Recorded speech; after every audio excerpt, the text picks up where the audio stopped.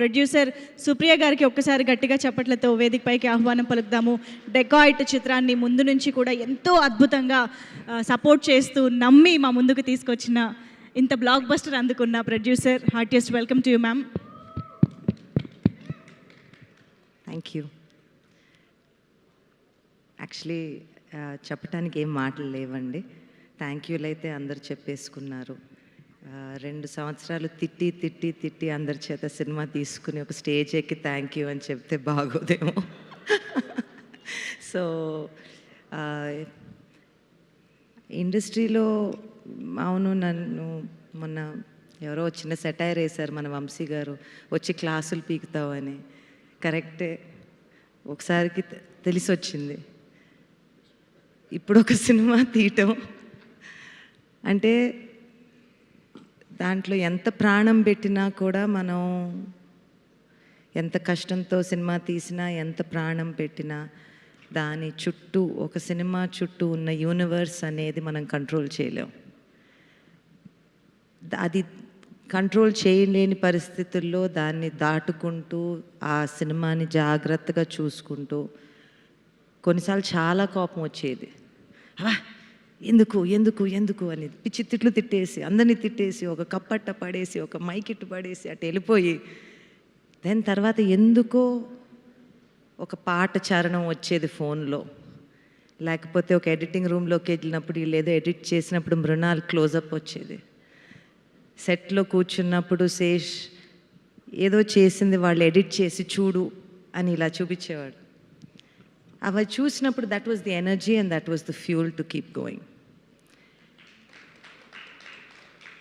I think ఇది cinema అంటే ఇప్పుడు మనం బిజినెస్ అని ఎన్నో మాటలు అనుకుంటాం, కానీ నాకు తెలిసింది సినిమాయే.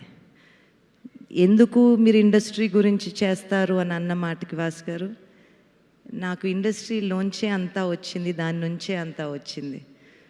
ఇక్కడే పెరిగాము, ఇక్కడే ఉన్నాం, ఏదన్నా ఇక్కడ దాటుకుంటూ వెళ్తే ఇక్కడ ఏదన్నా వదిలి వెళ్ళాలి అనే చిన్న కోరిక తప్పనిచ్చి ఇంకేం లేదు. Cinema industry has given us everything, given me everything I know. నేను ఈరోజు ఒక మనిషిగా ఇక్కడ నిలబడి ఇంతమంది మంచి మాటలు నా గురించి వింటున్నానంటే it's only because of cinema.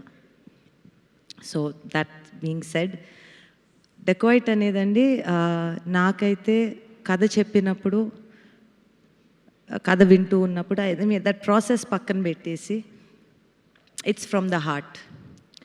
ఒక ప్రేమ కథలో ఇప్పుడు మనం కొన్నేళ్ల క్రితం 7 జన్మల ప్రేమ అని అనుకునేవాళ్ళం. దాని తర్వాత ఒక జన్మకి ఒక ప్రేమ కథ ఉంటే గొప్ప అని అనుకునేవాళ్ళం. ఇప్పుడున్న పరిస్థితుల్లో ప్రేమ అంటే ఏంటో అంటే మారుతూ ఉంటుంది. రిలేషన్షిప్ అంటారు, మ్యారేజ్ అంటారు, సిచ్యువేషన్షిప్ అంటారు, ఇంకేదో అంటారు.